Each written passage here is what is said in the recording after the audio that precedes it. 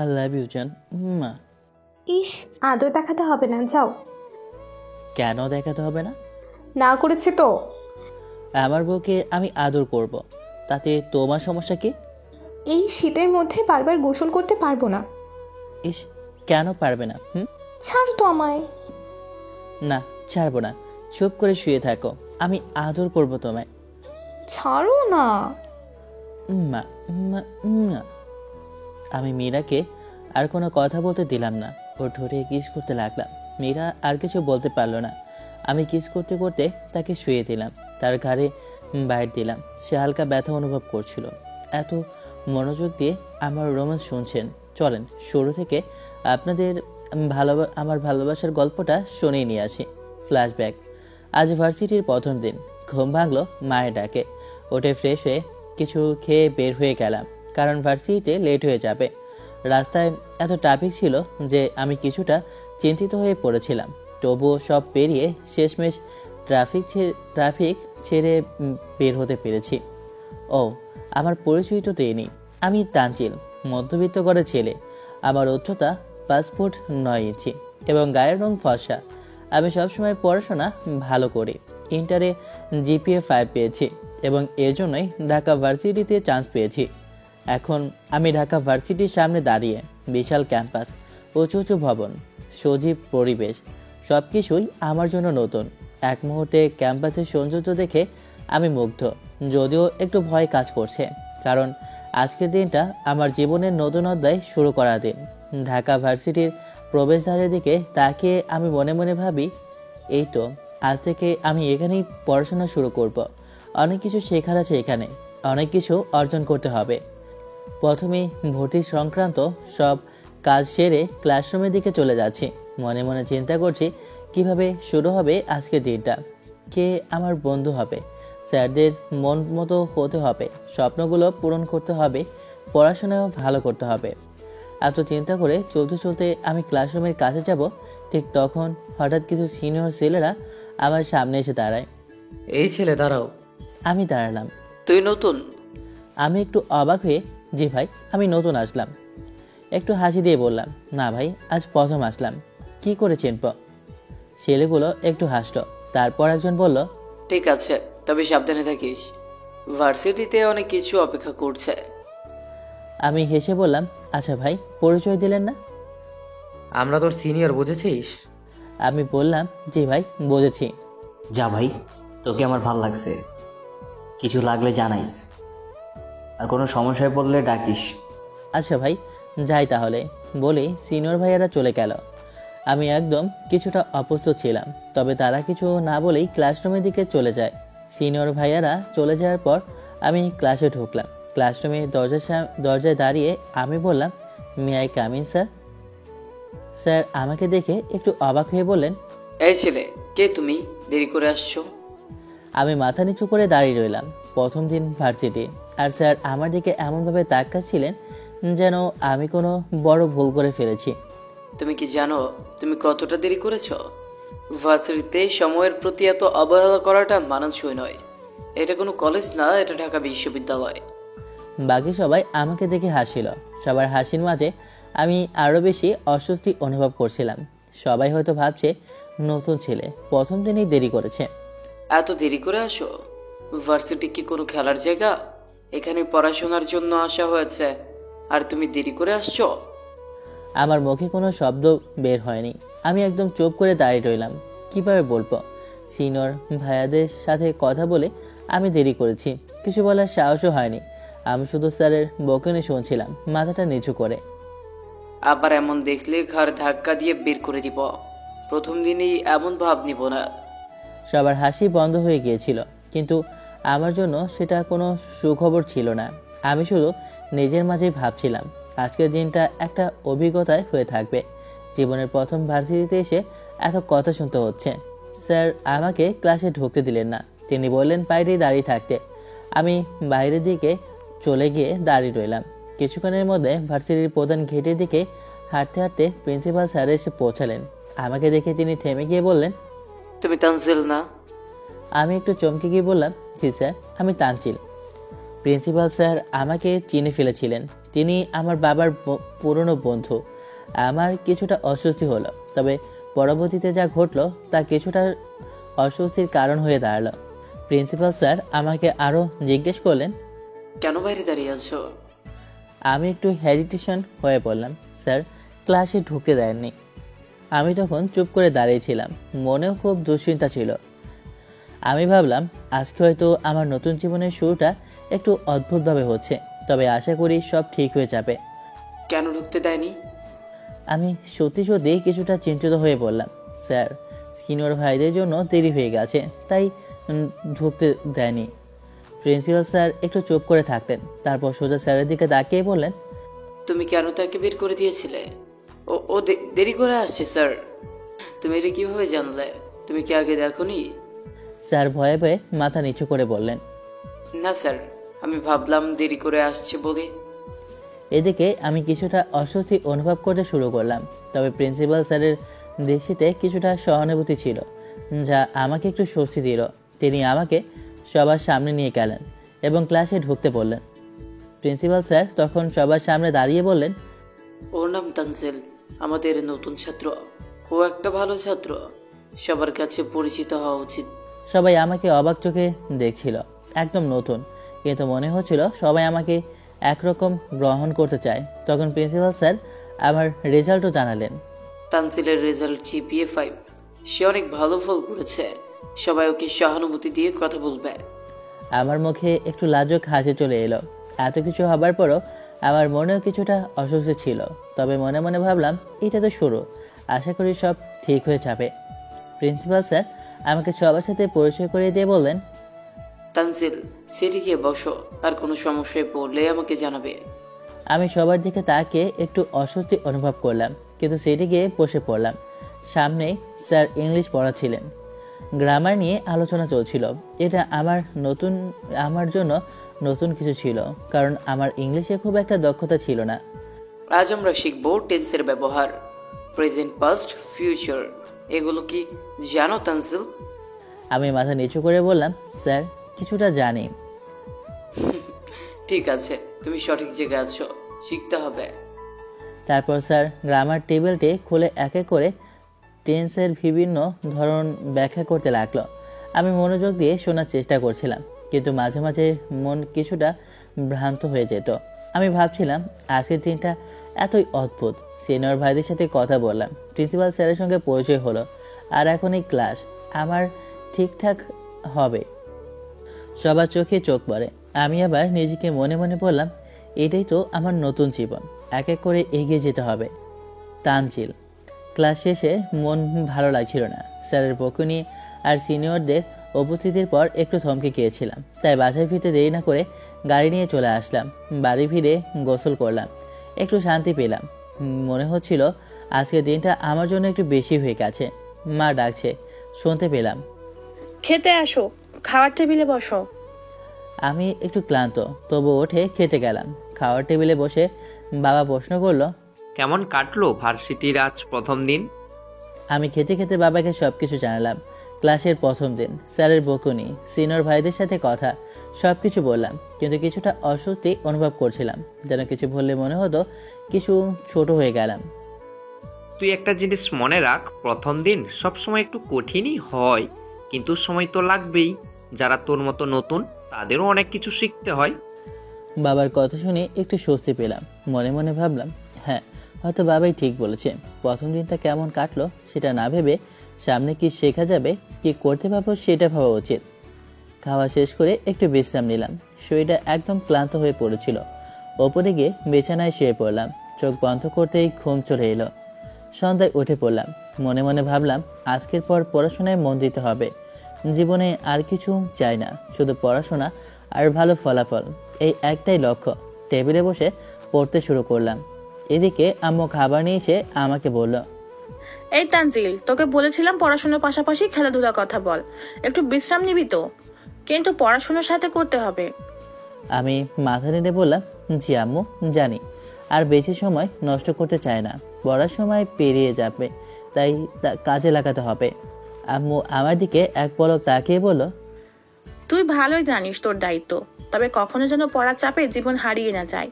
কিছুটা সময় নিজের জন্যও রাখবি। আমি একটু চুপচাপ থাকলাম। আমার কথাগুলো ভালোভাবে বুঝতে পারছিলাম। সে আমার ভবিষ্যৎ নিয়ে চিন্তা করছে, আর আমি শুধু পড়াশোনায় মগ্ন থাকতে যাচ্ছি। আম্মু চলে গেল। আমি রাত 11টা পর্যন্ত পড়াশোনা করে ক্লান্ত হয়ে শুয়ে পড়লাম। ঘুমোতে যাওয়ার পর পরদিন সকালে এক অদ্ভুত শব্দে ঘুম ভাঙল।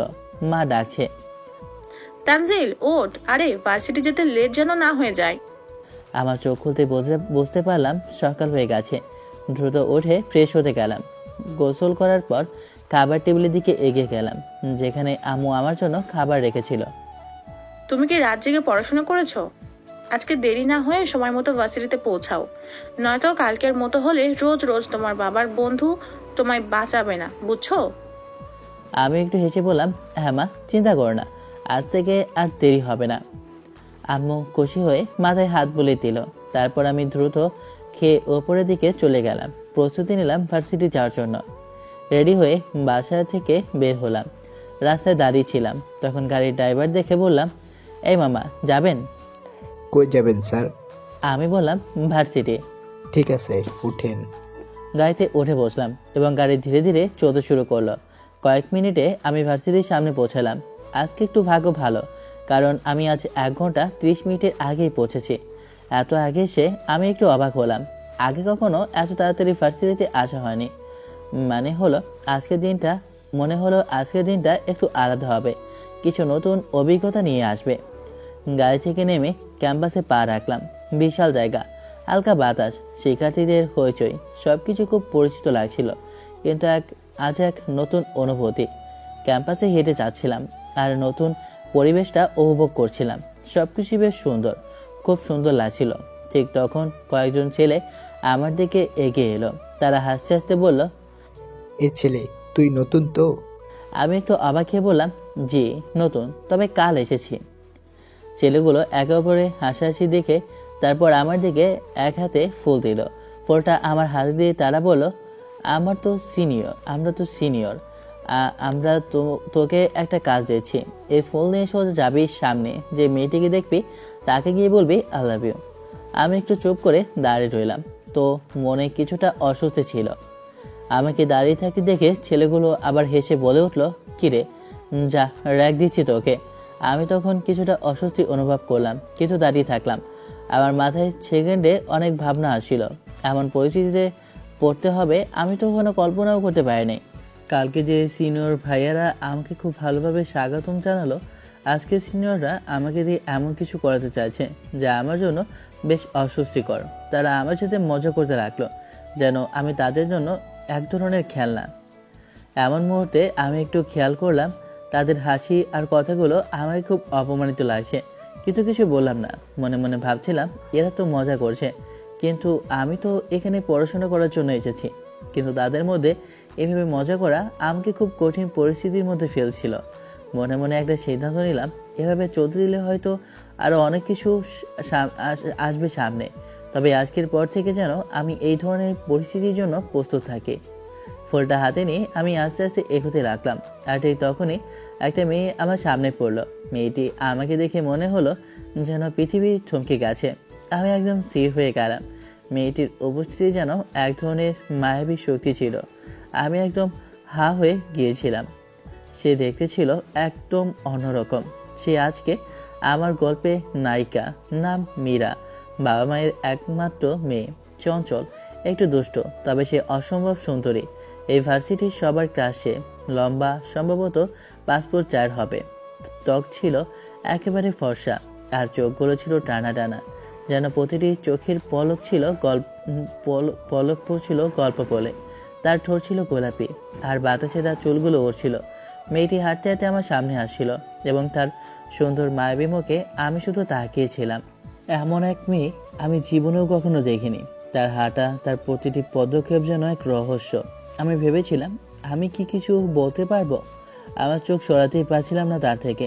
মনে হচ্ছিল আমার পুরো পৃথিবী থেমে গেছে, আর শুধু সেই মেয়েটির উপস্থিতি যেন সবচেয়ে বেশি গুরুত্বপূর্ণ। আমি আস্তে আস্তে ফুলটা হাতে নিয়ে এগোতে লাগলাম। মনে হচ্ছিল পা দুটো থমকে গেছে। ঠিক তখনই একটা মেয়ে আমার সামনে এসে পড়লো। তাকে দেখে আমি হঠাৎ থমকে গেলাম। একদম হতবাক। গায়ের রং দুধে আলতায়, চোখ দুটো টানা টানা, যেন গভীর কোনো রহস্য লুকিয়ে আছে। গোলাপি ঠোঁট আর বাতাসে উঠতে থাকা চুল, যেন স্বপ্নের কোনো চরিত্র হেঁটে আমার সামনে চলে এসেছে। মেয়েটা ধীর পায়ে হেঁটে আমার দিকে আসছিল। আমি একদম স্থির হয়ে গেলাম। সিনিয়রদের র্যাক মানতে হলে এমন কিছু একটা করতে হবে, কিন্তু আমি বুঝতেই পারছিলাম না কিভাবে বলবো। যতক্ষণে বুঝতে পারলাম ততক্ষণে সে একদম আমার সামনে এসে গেছে। আমি একটা গভীর শ্বাস নিলাম, তারপর মনের সাহস সঞ্চয় করে বললাম, আই লাভ ইউ। মেয়েটা আমার দিকে তাকিয়ে প্রথমে হতভম্ব হলো, তারপর চোখ কুঁচকে ফেললো। পেছন থেকে সিনিয়রদের হাসির শব্দ শোনা যাচ্ছিল। তারা নিশ্চয়ই আমার অবস্থা উপভোগ করছিল। মেয়েটা এবার ঠান্ডা গলায় পড়ল, কে তুমি? আমি মনে মনে নিজেকে দোষারোপ করছিলাম, কেন যে এই র্যাক মানতে গেলাম। আমি ধীরে ধীরে বললাম, আপু, আমি ভার্সিটিতে নতুন, ওই ছেলেগুলো আমাকে র্যাক দিয়েছে, কিছু মনে করবেন না প্লিজ। মেয়েটার চোখে সন্দেহের ছাপ ফুটে উঠল। সে এবার একটু কড়া গলায় বলল, কোন ইয়ার? আমি আস্তে করে বললাম, ফার্স্ট ইয়ার। মেয়েটা এবার একটু হাসলো, তবে সেটা কেমন যেন ব্যঙ্গাত্মক। তাহলে তুমি জুনিয়র? আমি মাথা নিচু করে বললাম, জি আপু। মেয়েটি হাত গুটিয়ে দাঁড়িয়ে বলল, তোমার নাম কি? তানজিল। আর আপনার? মীরা। ঠিক তখনই পেছন থেকে একজন গম্ভীর কণ্ঠে বলে উঠল, মীরা, কোনো সমস্যা? আমি পেছনে ফিরে তাকালাম। কালকের সিনিয়র ভাইয়েরা দাঁড়িয়েছিল, তাদের চোখে কৌতূহল, যেন তারা অপেক্ষাই করছিল কি হয়।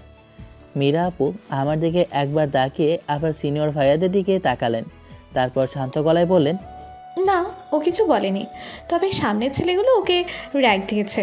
ওদের কিছু বলো। সিনিয়র ভাইয়ারা এবার একটু সিরিয়াস হয়ে গেল। একজন বলল, দাঁড়া, দেখতেছি ওদের। আমার বুক ধক করে উঠল। সিনিয়রদের দিকে তাকিয়ে দেখলাম তারা এবার সত্যি রেগে গেছে। পেছন থেকে হাসাহাসি করছিল যারা, তাদের মুখ শুকিয়ে গেল। মীরা আপুর ঠোঁটের কোণে হালকা একটা হাসি ফুটে উঠল। সে আমার দিকে তাকিয়ে বলল, তানজিল, এখন থেকে সাবধানে থেকো। আমি অবাক হয়ে মাথা নাড়ালাম। মনে হলো প্রথম দিনই আমি এমন একটা সিনিয়রের সামনে পড়ে গেলাম। সিনিয়র ভাইয়াগুলো একজন আমার কাঁধে হাত রেখে বলল, তোকেই তো কাল দেখেছিলাম, কিছু বলিনি। আজ তুই মীরাকে প্রপোজ করেছিস? আরেকজন একটু রাগী কণ্ঠে বলল, ওরে শাস্তি দেওয়া লাগবে। আমি ভয়ে খুঁটিয়ে গেলাম, সত্যি কি আজকে এত বড় বিপদ হবে? ঠিক তখনই মেয়েরা আপু গম্ভীর গলায় বলল, ওর কোনো দোষ নেই, ওকে ছেড়ে দাও। বরং যারা ওকে র্যাক দিয়েছে তাদের খুঁজে বের করো। সিনিয়র ভাইয়ারা এবার একটু থমকে গেল, একে অপরের দিকে তাকালো। একজন বলল, মীরা আপু এবার সরাসরি আমার দিকে তাকিয়ে বলল, তানজিল, কারা র্যাক দিয়েছে বলো, ভয় পাওয়ার কিচ্ছু নেই। আমি দ্বিধায় পড়ে গেলাম, সত্যি কি বলবো? যদি তাদের বলে দিই তাহলে পরে কোনো ঝামেলা করবে না তো? কিন্তু মীরা আপুর আত্মবিশ্বাসী চোখের দিকে তাকিয়ে মনে হলো সে এমন মেয়ে নয় যে অন্যায় সহ্য করবে। আমি আস্তে করে বললাম, ওই সামনের দিকে দাঁড়িয়ে আছে কয়েকজন। সিনিয়র ভাইয়ারা আমার কথা শুনেই পেছনে তাকালো। যাদের কথা বলছিলাম তারা তখনই ধীরে ধীরে পিছিয়ে যাচ্ছিল। একজন সিনিয়র ভাই ঠান্ডা গলায় বলল, তোমরা থামো, দাঁড়াও এখানে। মীরা আপু এবার হাত গুটিয়ে বলল, এই ভার্সিটিতে কেউ কারোর সাথে জোর করে কিছু করতে পারবে না। জুনিয়রদের সম্মান দিতে শিখতে হবে, ভয় দেখে কিছু করা যাবে না। তার কণ্ঠে এমন দৃঢ়তা ছিল যে সবাই চুপ করে গেল। আমার ভেতরে এক অদ্ভুত প্রশান্তি কাজ করলো। আজকে না বুঝেই মীরা আপুর সামনে পড়ে গিয়েছিলাম, কিন্তু সে না থাকলে হয়তো আজ বড় কোনো বিপদে পড়ে যেতাম। সিনিয়র ভাইগুলোর চোখে আগুন জ্বলছিল। ওরা যখন বুঝতে পারলো যে যারা আমাকে নিয়ে মজা করছিল তারা আদৌ সিনিয়র নয়, বরং আমাদের ব্যাচেরই কিছু ছেলে, তখন ওদের মাথায় রক্ত চড়ে গেল। একজন সিনিয়র রাগে গর্জে উঠল, তোমরা নিজেদের কি মনে করো? নতুন ছেলেদের নিয়ে মজা করা, ভয় দেখানো? তোমাদের সিনিয়র সাজার সাহস কি করে হলো? আরেকজন তো একেবারে ওদের দিকে দৌড়ে গেল। বাকিরাও পিছু নিল। মুহূর্তের মধ্যেই ওদের ঘিরে ফেলল। এই বেটা, সিনিয়র সাজিস? বলে একজন ওদের কলা ধরে একটা ধাক্কা দিল। আরেকজন ওদের কলা ধরে বলল, তোদের সাহস কত বড়, নতুন ছেলেদের র্যাক দিচ্ছিস? তোরা জানিস না এটা ভার্সিটিতে নিষেধ? আমি পুরো হতভম্ব হয়ে দাঁড়িয়ে রইলাম। ভয় লাগছিল, কারণ পরিস্থিতি খুবই উত্তপ্ত হয়ে উঠেছিল। ওই ছেলেগুলো ভয় পেয়ে কাঁপতে কাঁপতে বলল, ভাই, ভুল হয়ে গেছে, আমরা আসলে মজা করছিলাম, প্লিজ মাফ করে দেন। একজন সিনিয়র রাগী কণ্ঠে বলল, মজা? তোমাদের এই মজার জন্য যদি ওই ছেলেটা আমার দিকে ইঙ্গিত করে কোনো সমস্যায় পরিচিত, তখন কি করতে? নতুন ছাত্রদের ভয় দেখানো, হেনস্থা করে কি মজা? আরেকজন বলল, আর যদি আমরা ধরতাম না, পুরাই র্যাগিং চালিয়ে যেতে। এইভাবে আরও অনেক জুনিয়রকে ভয় দেখাতি। আমি চুপচাপ দাঁড়িয়ে পুরো ঘটনা দেখছিলাম। সত্যি বলতে আমি এত দ্রুত এই পরিস্থিতির পরিবর্তন হবে ভাবিনি। মীরা আপু এবার সামনে এগিয়ে গেলেন, গম্ভীর গলায় বললেন, এখানে নতুনদের সঙ্গে কেউ খারাপ ব্যবহার করবে না। এবার যদি কেউ এমন কিছু করে তাহলে আমি সরাসরি প্রশাসনের কাছে জানাবো।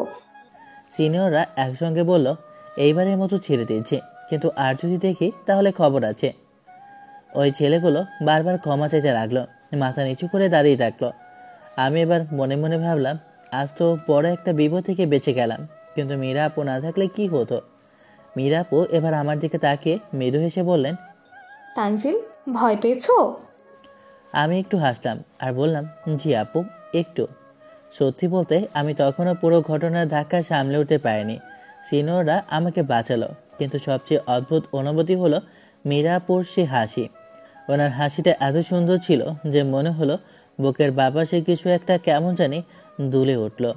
আমি কিছু বলতে গিয়েও বললাম না, শুধু তাকিয়ে দেখলাম মীরা আপু ক্যান্টিনের দিকে হাঁটছেন সিনিয়র ভাইয়াদের সাথে।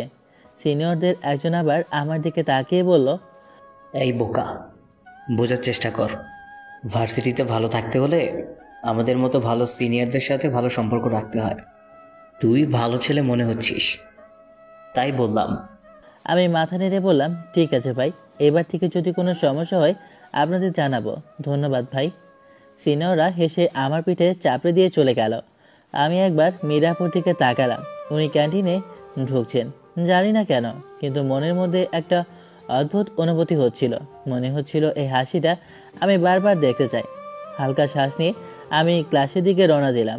মনে মনে ভাবলাম, এই ভার্সিটি লাইফ মনে হয় আসলে খুব ইন্টারেস্টিং হতে চলেছে। ক্লাসরুমে ঢুকে দেখি সবাই কেমন জানি আমার দিকে তাকিয়ে আছে। কেউ কেউ মুখ চেপে হাসে, কেউ কেউ আবার ফিসফিস করে কী যেন বলছে। আমি কিছু না বুঝে নিজের সিটে গিয়ে বসে পড়লাম। আমার পাশে বসা এক ছেলে, সে সম্ভবত আমার ক্লাসমেট, হেসে বলল, ভাই, তুই তো দেখি একদিনেই ভার্সিটিতে সেলিব্রিটি হয়ে গেছিস। আমি অবাক হয়ে তাকিয়ে বললাম, মানে? সে চোখ টিপ দিয়ে বলল, মীরা আপুর সাথে নাম জড়িয়ে গেছে তোর। সবাই বলা বলি করছে নতুন ছেলেটা নাকি প্রথম দিনেই মীরা আপুকে প্রপোজ করেছে। আমি অবাক হয়ে বললাম, আরে ভাই, ও তো র্যাগিং ছিল, সিনিয়ররা আমাকে ফাঁসিয়েছে। সে হাসতে হাসতে বলল, ঠিক আছে, তোর কিছু বলার দরকার নেই, আমরা সব বুঝি। মীরা আপুর মতো সিনিয়র আপুকে প্রথম দেখাতেই আই লাভ ইউ বলার সাহস, এটাই কিন্তু সবাই দিতে পারে না। আমি মাথা চুলকে চুলকে বললাম, বাপরে, এই ভুল বোঝাবুঝি কেমনি কি ঠিক করব এখন? ঠিক তখনই স্যার ক্লাসে ঢুকে পড়ল, আর আমি স্বস্তির নিঃশ্বাস পেলাম। অন্তত এখন কিছুক্ষণ এই আলোচনা বন্ধ থাকবে। কিন্তু বুঝতে পারলাম ভার্সিটিতে আমার শুরুটা একটু বেশি জমজমাট হয়ে গেছে। ছেলেটার জন্য কত মায়া হয়। ছেলেটা কিন্তু হ্যান্ডসাম আছে। কত বোকা মীরা। মীরার কথা শুনে ক্যাপের সবাই একটু চমকে গেল। তার বন্ধুরা বিস্মিত দৃষ্টিতে তার দিকে তাকালো। কি বললি মীরা? তুই কি সত্যি ওকে হ্যান্ডসাম বললি? মানে মীরা, তোর তো কখনো কোনো ছেলের প্রশংসা করতে শুনিনি। মীরা একটু বিরক্ত হয়ে বলল, আরে এত অবাক হওয়ার কি আছে? ছেলেটা দেখতে ভালো তাই বললাম, তার মানে এই না যে আমি ওর প্রেমে পড়ে গেছি। তার বন্ধুরা একে অপরের দিকে তাকিয়ে হাসতে লাগলো। আমরা কিছু বলিনি মীরা, কিন্তু তুই নিজেই তো ব্যাখ্যা দিয়ে দিলি। মনে হচ্ছে তোর মনে কিছু একটা ঘটছে। মীরা একটু অস্বস্তিতে পড়ে গেল। উফ, তোদের সাথে কিছু শেয়ার করা যাবে না, তোরা সব কিছু নিয়েই টানাটানি করিস। তারপর সে চুপচাপ কফিতে চুমুক দিল, কিন্তু তার মনোযোগ অন্য কোথাও ছিল। তানজিলের কথা বারবার মাথায় আসিল। সে ইনোসেন্ট চেহারা, তার নার্ভাস হয়ে দাঁড়িয়ে থাকা, আর আজকে তার সহজ সরল ব্যবহার, সব কিছু মীরার মনে একটা অদ্ভুত অনুভূতির চেষ্টা করছিল। মীরার বন্ধুরা কিন্তু মজা নিতে ছাড়ল না। দেখ মীরা, তুই তো মেয়ে হয়ে ওর প্রশংসা করলি, কিন্তু ছেলেটার যদি সত্যি সত্যি তোর প্রতি ইন্টারেস্ট তৈরি হয়ে যায়? মীরা একটু হেসে বলল, তো আমি কি ভয় পেয়ে যাব? মীরা, তুই কিন্তু আস্তে আস্তে বিপদে পড়তে যাচ্ছিস। আমরা কিন্তু সামনে দেখি কি হয়। মীরা এবার সত্যি চুপ হয়ে গেল। তার মনে একটু অদ্ভুত অনুভূতি হতে লাগলো, যেন নতুন কিছু শুরু হতে চলেছে। ক্যাম্পাসের চারদিকে শুধু আমার আর মীরার কথা। সবাই হাসাহাসি করছে, মজা নিচ্ছে। আর নেটেও ব্যাপারটা ভাইরাল হয়ে গেছে। ভাবতেই পারছি না একটা ছোট র্যাগিং এত বড় কিছু হয়ে যাবে। বিশেষ করে যখন বাসায় এসে দেখি বাবার মুখটা গম্ভীর। আমি জানতাম কিছু একটা হয়েছে। বাবা সামনে বসিয়ে বললেন, তানজিল, এটা কি দেখছি? ভার্সিটিতে গিয়ে প্রেম করার আর নতুন ট্রেন্ড শুরু করেছো? আমি হতভম্ব হয়ে গেলাম। বাবা, আপনি সব কোথায় দেখতেন? বাবা মোবাইল সামনে ধরলেন, যেখানে স্পষ্টভাবে লেখা first day first love, new student propose senior. আমার মাথায় হাত। কি এইসব ছাড়লো? কিভাবে এত তাড়াতাড়ি ভাইরাল হয়ে গেল? আমি তো শুধু সিনিয়রদের র্যাগিংয়ের শিকার হয়েছিলাম। বাবা, এটা আসলে ভুল বোঝাবুঝি। আমি ইচ্ছে করে করিনি। কিন্তু বাবা একদম রেগে গেলেন। তোমাকে ভার্সিটিতে ভর্তি করিয়েছি পড়াশোনা করতে, মেয়েদের পেছনে ঘুরতে না। আজই প্রথম দিন আর এরকম একটা কাণ্ড করে বসেছো। এটা যদি আবার হয়, আমি তোমার ভার্সিটি বন্ধ করে দেব। বাবার কথা শুনে মাথা নিচু করে বসে থাকলাম। এত বড় ধাক্কা জীবনের প্রথম খেলাম। বুঝতে পারলাম এবার সাবধানে চলতে হবে। ক্যাম্পাসে পা দিয়েই এত কিছু ঘটেছে। সামনের দিনগুলো যে আরও কঠিন হবে সেটাই স্পষ্ট। বাবা একটার পর একটা কথা বলে যাচ্ছিলেন, যেন কোনোভাবে থামবেন না। আমি চুপচাপ মাথা নিচু করে বসেছিলাম, কারণ কিছু বললেই হয়তো উনি আরও বেশি রেগে যাবেন। তানজিল, তুমি কি বুঝতে পারছো তুমি কি করেছো? ক্যাম্পাসে প্রথম দিনেই একটা মেয়ে, তাও আবার সিনিয়রকে প্রপোজ করেছো। তোমার কোনো লজ্জা শরম নেই? আমি আস্তে করে বললাম, বাবা এটা সত্যি না, আমি ইচ্ছে করে করিনি। ওটা সিনিয়রদের র্যাগিং ছিল। বাবা আমার কথার মাঝে বলে উঠলেন, র্যাগিং? তুমি র্যাগিংয়ের শিকার হলে সেটা সোজা আমাদের জানাতে পারতে। ওদের কাজ করতে যাওয়ার দরকার কি ছিল? এখন পুরো ভার্সিটিতে তোমার নাম নিয়ে হাসাহাসি হচ্ছে। আম্মু পাশ থেকে বলল, আপনি একটু শান্ত হন তো, বাচ্চা ছেলে, ভুল হয়ে গেছে। সবাই প্রথম দিকে এরকম বিপদে পড়ে। আপনি এভাবে ওকে ধমক দিলে যদি ভয় পেয়ে যায়? কিন্তু বাবা আরও রেগে বললেন, ওর ভয় পাওয়ার দরকার নেই, বুঝে চলার দরকার। সামনে আরও ৩-৪ বছর পড়তে হবে। এভাবে চললে পড়াশোনা শেষ হওয়ার আগেই খারাপ নাম হয়ে যাবে। আমি নিঃশব্দে সব শুনে যাচ্ছিলাম। বাবা সত্যিই রাগ করেছেন, আর এটা স্বাভাবিক। আমি বুঝতে পেরেছি যা হয়েছে সেটা আমার জন্য ভালো কিছু না। এখন থেকে আমাকে সাবধানে চলতে হবে। অবশেষে বাবা একদম চুপ করে গেলেন। কিছুক্ষণ পর কড়া গলায় বললেন, তোমার পড়াশোনা ছাড়া আর কিছুর দিকে মন দিও না। আমি চাই না এরপর এমন কিছু শুনতে পাই, ঠিক আছে? আমি আস্তে করে মাথা নেড়ে বললাম, ঠিক আছে বাবা। আম্মু একটু নরম হয়ে বললেন, যাও, হাত মুখ ধুয়ে এসে খেয়ে নাও। অনেক ধমক খেয়েছো, এবার একটু বিশ্রাম নাও। আমি ধীরে ধীরে উঠে গেলাম। মাথাটা কেমন যেন ভারী ভারী লাগছিল। এত কিছু একদিনেই ঘটে গেল। মনে হলো সামনে আরও অনেক কিছু অপেক্ষা করছে। সন্ধ্যায় ছাদে বসেছিলাম দোলনায়। মা আস্তে আস্তে এসে আমার পাশে বসে গেলেন। আমার মুখের অবস্থা দেখে তিনি বুঝতে পারলেন যে আমি খুব মন খারাপ করে আছি।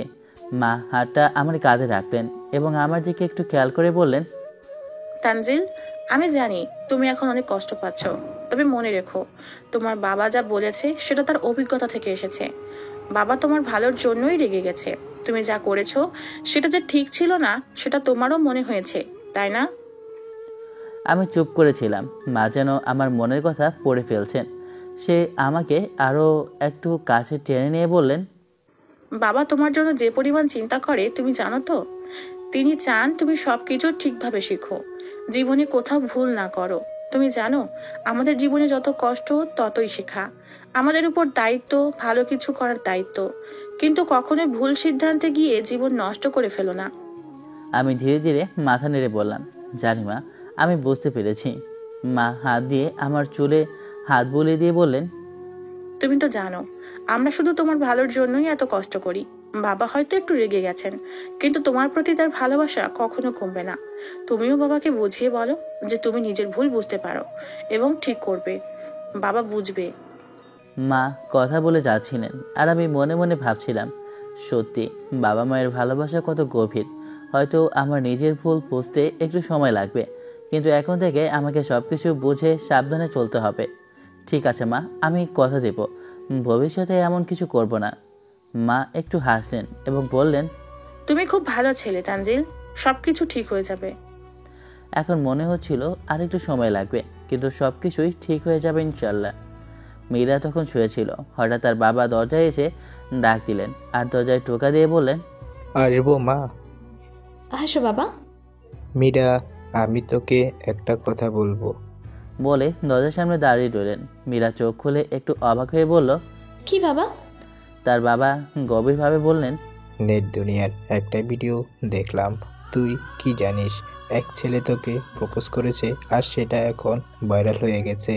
মীরা কিছুক্ষণ চুপ ছিল, তারপর শান্তভাবে বলল, হ্যাঁ বাবা, ওই ছেলে প্রপোজ করেছিল, কিন্তু সেটা র্যাগ ছিল। এটা কোনো রকমের র্যাগিং ছিল, আমি বুঝতেই পারছিলাম না।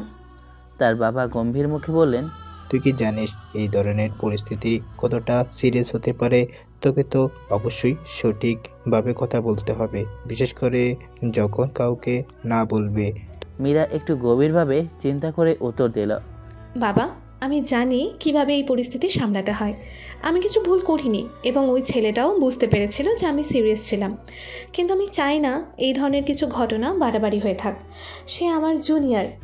তার বাবা একটু থমকে গিয়ে বললেন, তুই ঠিক বলছিস, কিন্তু আগামীতে এমন কিছু যাতে না ঘটে সেদিকে খেয়াল রাখতে হবে। বেশি বাড়াবাড়ি করলে হাত পা কেটে মাটিতে শুইয়ে রেখে দিব। তুই শুধু আমাকে জানাস। মীরা মাথা নেড়ে সম্মতি জানিয়ে বলল, তুমি টেনশন করো না বাবা, আমি খেয়াল রাখবো। আর আমি নিশ্চিত সব কিছু ঠিক হয়ে যাবে। এত কিছু করতে হবে না। ঠিক আছে, খেতে আয়, খাবার টেবিলে ওয়েট করছি। যাও, আসতেছি। খেয়ে এসে মীরা আমার কথা ভাবতে শুরু করলো। তার চোখে একটা চিন্তার ছাপ স্পষ্ট ছিল, যেন সে এই পরিস্থিতির সম্পর্কে কিছুটা গম্ভীরভাবে ভাবছিল। আমিও এক ধরনের অস্বস্তিতে ছিলাম। মনে হচ্ছিল আমি একেবারে ফেঁসে গেছি। যখন আমি রুমে ফিরে গেলাম তখন নিজের উপর রাগ করতে শুরু করলাম। কেন এমন ঘটনা ঘটল? কেন আমি এইসবের মধ্যেই পড়লাম? বাবার কাছে যা শুনলাম তা আমাকে খুব অস্বস্তিতে ফেলেছিল। বাবা মাকে যেভাবে পরিস্থিতির ব্যাখ্যা করছিল তাতে আমার আরও খারাপ লাগছিল। আমার কাছে নিজেকে প্রমাণ করার কোনো সুযোগ ছিল না, শুধু দোষী হয়ে বসেছিলাম। কী আর করা যাবে? আমি মনে মনে বললাম। কিন্তু তারপরও একটা প্রশ্ন ঘুরপাক খাচ্ছিল মাথায়। মীরা কি সত্যিই আমার ব্যাপারে ভাবছে? ও কি এখন আমাকে অন্যভাবে দেখছে? এইসব ভাবতে ভাবতে আমি অনুভব করলাম যে আমি নিজেকে ঠিকমতো বুঝতেই পারিনি। আর সম্ভবত মীরাও এখন কিছুটা দ্বিধাদ্বন্দ্বিত। এমন পরিস্থিতি নিজের কাছে অস্বস্তিকর লাগছিল, কিন্তু একদিকে আমি জানতাম যে আমাকে এই পরিস্থিতি থেকে বেরিয়ে আসতে হবে এবং সবার কাছে নিজেকে প্রমাণ করতে হবে। রাতে এসব ভাবতে ভাবতে ঘুমিয়ে পড়ি। পরদিন সকালে ভার্সিটির ক্যাম্পাসে যেতেই দেখি মীরা ও তার বন্ধুরা গল্প করছে। আমি দেখেও না দেখার ভান করে চলে যেতে নিতেই মীরা বলে উঠল। মীরা হাসি মুখে আমার দিকে তাকিয়ে বলল, এই যে জুনিয়র, আমাদের দেখে না দেখার ভান করে চলে যাচ্ছিলে কেন? আমি একটু অপ্রস্তুত হয়ে বললাম, না আপু, তেমন কিছু না, আসলে একটু তাড়ায় ছিলাম। মীরার বন্ধুরা মুচকি হাসছিল, কেউ কেউ চোখ টিপ দিচ্ছিল। বুঝতে পারছিলাম ওরা আমাকে নিয়ে মজা নিয়েছে। মীরা এবার সরাসরি বলল, শোনো, ওই দিন যা হয়েছিল সেটা নিয়ে আর চিন্তা করিস না। তোর দোষ ছিল না, কিন্তু পুরো ক্যাম্পাস তোকে নিয়ে হাসাহাসি করছিল। তুই ঠিক আছিস তো? আমি মাথা নেড়ে বললাম, জি আপু, ঠিক আছে। তবে ওই দিন সিনিয়র ভাইয়া বাঁচিয়ে না দিলে হয়তো আজকে আমি আর এখানে দাঁড়িয়ে থাকতে পারতাম না। মীরা একটু হেসে বলল, ওরা তোকে ভালোই পছন্দ করে মনে হচ্ছে। তারপর হঠাৎ করে সে গম্ভীর হয়ে বলল, তানজিল, এই ক্যাম্পাস জীবন সহজ না। এখানে টিকে থাকতে হলে নিজের জায়গা নিজেকেই তৈরি করতে হবে। সিনিয়রদের সম্মান করবি, কিন্তু নিজের আত্মসম্মানও ধরে রাখবি। আমি তার কথা শুনে অবাক হলাম। মনে হলো মীরা শুধু সুন্দরী না, বরং বুদ্ধিমান আর দায়িত্বশীল। তারপর সে একটু মুচকি হেসে বলল, এখন যা, ক্লাস মিস করিস না। আবার যেন এমন ভুল না করিস, ঠিক আছে? আমি মাথা নাড়িয়ে বললাম, ঠিক আছে আপু, ধন্যবাদ। তারপর ধীর পায়ে ক্লাসের দিকে হাঁটতে শুরু করলাম, কিন্তু মনে মনে একটা প্রশ্ন ঘুরছিল। মীরা আপু কি সত্যি আমার কথা ভাবছে, নাকি শুধু সিনিয়র হিসেবে দায়িত্ব পালন করছে? ক্লাসে ঢুকে আমি আমার সিটে গিয়ে বসলাম। কয়েকজন বন্ধু এসে পাশে বসলো। ওদের সঙ্গে গল্প করতে লাগলাম। এই তানজিল শোন, তোর ব্যাপারটা নিয়ে কিন্তু এখনো সবাই আলোচনা করছে। আরে ধুর, বাদ দে, বেশি গুরুত্ব দিলে সমস্যা বাড়বে। ঠিক বলেছিস, কিন্তু ভাই মীরা আপুর সাথে তোর কথাবার্তা কেমন হলো বলতো? আমি একটু মুচকি এসে বললাম, ভালোই ছিল। ওর মনটা অনেক ভালো, সিনিয়র হিসেবে বেশ দারুণ। বন্ধুরা আমার দিকে সন্দেহ দৃষ্টিতে তাকালো। তুই কি কেস খেয়ে গেছিস নাকি? আমি হেসে বললাম, না রে ভাই, এমনি বললাম। ঠিক তখনই স্যার ক্লাসে ঢুকলেন। সবাই দ্রুত চুপ হয়ে গেলাম। স্যার পড়ানো শুরু করলেন, কিন্তু আমার মনোযোগ কোথায় যেন হারিয়ে গিয়েছিল। কিছুতেই পড়ার মধ্যে ডুবে যেতে পারছিলাম না। মনে মনে শুধু একটা কথাই ঘুরছিল, মীরা আপু কি সত্যিই আমাকে নিয়ে ভাবছে, নাকি সবটাই আমার কল্পনা? স্যার হঠাৎ করে আমাকে দাঁড় করিয়ে বললেন, তানসিল, আমি যা বুঝিয়েছি সেটা তুমি শুনেছো তো? বলো তো, এখন যা প্রশ্ন করছি তার উত্তর দাও। আমি একটু ঘাবড়ে গেলেও ভাগ্যক্রমে উত্তরটা জানতাম, স্যারের সাথে বলে দিলাম। স্যার একটু অবাক হয়ে বললেন, ভালো, তুমি তো মনোযোগ দিচ্ছ না ভেবেছিলাম, কিন্তু উত্তর ঠিকই পারলে। ক্লাসের সবাই আমার দিকে তাকিয়ে হাসছিল। কেউ ফিসফিস করে বলছিল, এরে অন্যমনস্ক থেকে উত্তর দিল। আমি লজ্জায় মাথা নিচু করে হাসলাম। স্যার আর কিছু না বলে আবার পড়ানো শুরু করলেন, কিন্তু আমার মাথার মধ্যে এখনও সকালবেলার ঘটনাগুলো ঘটছিল। মীরাপুর ডাকা, তার গলায় সে বিশেষ টোন, আর ও কি সত্যি আমাকে নিয়ে ভাবছে? আমার মাথায় থেকে যেন চিন্তাগুলো সরাতে চেষ্টা করলাম, কিন্তু পারছিলাম না। মনে মনে বললাম, তানজিল, বেশি কল্পনা করতে যাস না, নয়তো পড়াশোনা শেষ। ক্লাস শেষ হওয়ার পর আমি ব্যাগ গুছিয়ে বেরিয়ে আসলাম। মাথার ভেতর তখনও সকালে মীরাপুর ডাকা আর তার কণ্ঠস্বর বাজছিল। উনি আমাকে কেন রাখলেন? আমাকে নিয়ে ভাবছেন নাকি কেবল সিনিয়র হিসেবে কিছু বলতে চেয়েছিলেন? আমি ভাবতে ভাবতেই ক্যাম্পাসের করিডোর দিয়ে হাঁটছিলাম। ঠিক তখনই পেছন থেকে একটা পরিচিত কণ্ঠ ভেসে এলো, এই জুনিয়র দাঁড়া। আমি চমকে পেছনে তাকালাম। দেখলাম মীরা আপু হাত গুটিয়ে দাঁড়িয়ে আছে। তার পাশে তার দুই বান্ধবী চোখে খটকা নিয়ে আমার দিকে তাকিয়ে আছেন, যেন কিছু একটা বোঝানোর চেষ্টা করছেন। আমি ধীরে ধীরে কাছে গিয়ে বললাম, জি আপু। মীরা আপু একটা ছোট হাসি দিয়ে বললেন, তুই কি আমাদের এড়িয়ে যাচ্ছিস? আজ ক্লাসে ঢোকার সময় দেখেও দেখিস নাই, এখনো তুই আমাদের পাশ কাটিয়ে চলে যাচ্ছিলি। আমি একটু ঘাবড়ে গিয়ে বললাম, না আপু, এমনি, মানে আসলে। তার বান্ধবীরা খিলখিল করে হেসে উঠল। একজন বলল, দেখলি তো মীরা, ছেলেটা তো তোর জন্য পুরো লজ্জা পেয়ে গেছে। মীরা আপু ভ্রুকুঁচকে বললেন, তুই ভাবছিস আমি তোকে বকা দিব? রিল্যাক্স, আমি শুধু বলতে চেয়েছি যা হয়েছে সেটা নিয়ে বেশি চিন্তা করিস না। সিনিয়ররা তোকে র্যাগিং দিয়ে এসব করিয়েছে, এতে তোর কোনো দোষ নেই। আমি একটু স্বস্তির নিঃশ্বাস ফেললাম। বললাম, জি আপু, বুঝতে পেরেছি, তবে আপনাকে বিব্রত করার জন্য দুঃখিত। মীরা আপু একটু মুচকি হাসলেন, তারপর বললেন, ঠিক আছে, এরপর থেকে ক্যাম্পাসে দেখা হলে দূরে সরে যাবি না, বুঝলি? আমি মাথা ঝাঁকালাম, জি আপু। তারপর তারা তিনজন মিলে হাসতে হাসতে চলে গেলেন, আর আমি দাঁড়িয়ে রইলাম। বুকের ভেতর কেমন জানি অদ্ভুত অনুভূতি হচ্ছিল। মীরা আপুর হাসিটা যেন আমার মনে গেঁথে গেল। মীরা আপু চলে যাওয়ার পর আমি কিছুক্ষণ দাঁড়িয়ে রইলাম। মনে হচ্ছিল ক্যাম্পাসের এত বড় মানুষের ভিড়ে আমি কেমন যেন একটা আলাদা অনুভূতির মধ্যে ঢুকে গেছি। তারপর ধীরে ধীরে হাঁটতে হাঁটতে ক্যান্টিনের দিকে গেলাম। কিছু খাওয়ার ইচ্ছে ছিল না, তবু বন্ধুদের সাথে আড্ডা দিতে মন চাইছিল। গিয়ে দেখি বন্ধুরা আগেই বসে আছে। আমার বন্ধু রাকিব আমাকে দেখেই বলল, এই তানজিলা, আজ তোর কি হয়েছে? এত ভাবুক কেন লাগছে? আমি মাথা চুলকে বললাম, কিছু না রে, এমনি। রাকিব হেসে বলল, কিছু না মানে? দেখি দেখি, তোর চোখ মুখ দেখে তো মনে হচ্ছে বিশাল কিছু ঘটেছে। সত্যি করে বল, আজ আবার কোনো সিনিয়র আপুর সাথে ঘটনা ঘটেছিস নাকি? সবাই হাসতে লাগলো। আমি একটু লজ্জা পেয়ে বললাম, আর বলিস না রে, সকালে মীরা আপু ডাকছিল। সবাই একসঙ্গে বলে উঠল, নিহাল, ও মীরা আপু। আমি রাকিবের দিকে তাকিয়ে বললাম, শোন, বেশি ভাবিস না, কিছু না, শুধু বললো ক্যাম্পাসে যেন ওনাকে দেখে এড়িয়ে না যায়। রাকিব আবার হেসে বলল, বুঝেছি বুঝেছি, কাহিনী জমে তো শুরু করেছে। আমি রাগ দেখিয়ে বললাম, তুই চুপ করবি? সবাই আবার হেসে উঠল। ঠিক তখনই আমি টের পেলাম ক্যান্টিনের অন্য পাশে মীরা আপু তার বান্ধবীদের সাথে বসে আছে। আমাদের দিকে এক ঝলক তাকিয়ে হাসতেন, তারপর আবার নিজের বান্ধবীদের সাথে গল্প করতে লাগতেন। আমার মনে হলো আমি কি কিছু কিছু বেশি কল্পনা করে ফেলছি, নাকি সত্যি কিছু একটা ঘটতে শুরু করেছে। ক্যান্টিনে বসে বন্ধুরা হাসাহাসি করছিল, কিন্তু আমার মন ছিল অন্যদিকে। মীরা আপুর হাসিটা মনে বারবার ভাসছিল। খাবার শেষ করে ক্লাসের দিকে রওনা দিলাম। মনে মনে ঠিক করলাম আজ থেকে এসব নিয়ে আর ভাববো না, পড়াশোনার দিকে মন দেব। কিন্তু ভাগ্যবোধ হয় অন্য কিছু ঠিক করে রেখেছিল। ক্লাসরুমে ঢুকে দেখি আজ আমাদের নতুন টিচার এসেছিলেন।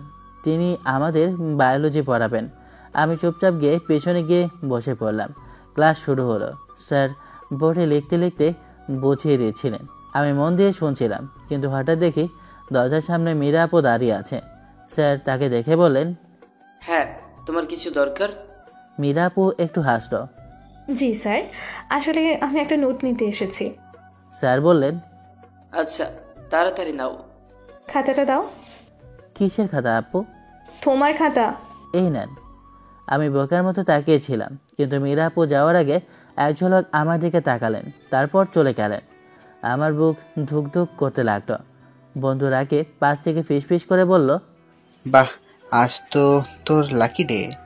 আমি কোনো উত্তর দিলাম না, শুধু ভাবলাম মীরা আপু কি ইচ্ছে করে তাকালেন, নাকি এটা কেবল কাকতালীয়। মীরা আপু আমার খাতাটা নিয়ে চলে গেল, কিন্তু যাওয়ার সময় যে চোখ মারল সেটা যেন আমার মস্তিষ্কে গেঁথে রইল। আমি পুরো হতভম্ব হয়ে বসে রইলাম। রাকিব পাশে বসে কোনো দিয়ে গোতা দিয়ে পড়ল, বস, এটা কি দেখলাম? মীরা আপু তোকে চোখ মারলো? আমি কোনো উত্তর দিলাম না, শুধু মাথা চুলকে বললাম, বুঝতে পারলাম না ও কি সত্যিই করলো নাকি আমার চোখের ভুল। রাকিব হাসতে হাসতে বলল, তুই এক কাজ কর, আয়না নিয়ে আয়, আবার চোখ পরীক্ষা কর। এইসব সিনিয়র আপুরা কিন্তু এমনি এমনি চোখ মারে না। আমি কিছু বললাম না, শুধু মনে মনে ভাবতে লাগলাম মীরা আপু কি সত্যি আমার দিকে একটু অন্যভাবে দেখাচ্ছে, নাকি ওসব আমার কল্পনা। কিন্তু একটা কথা স্পষ্ট বুঝলাম, এই মেয়েটার হাসি, তার এক ঝলক তাকানো, এমনকি চোখ মারা সব কিছুই আমার মনে অদ্ভুত এক অনুভূতি তৈরি করেছে। কিছুক্ষণ পর ক্লাস শেষ হলো। আমি ব্যাগ গুছিয়ে বের হওয়ার প্রস্তুতি নিচ্ছিলাম, তখনই দেখলাম মীরা আপু করিডোরে দাঁড়িয়ে আছে, আমার দিকে তাকিয়ে আছে। মনে হলো সে আমার জন্যই দাঁড়িয়ে আছে।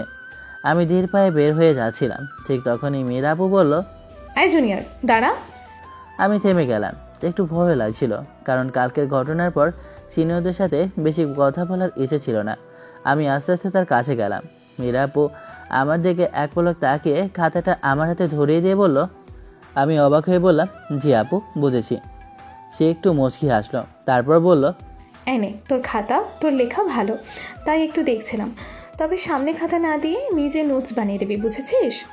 আর একটা কথা, ওই ছেলেগুলোর সাথে বেশি ঘোরাঘুরি করবি না, ওরা ভালো না।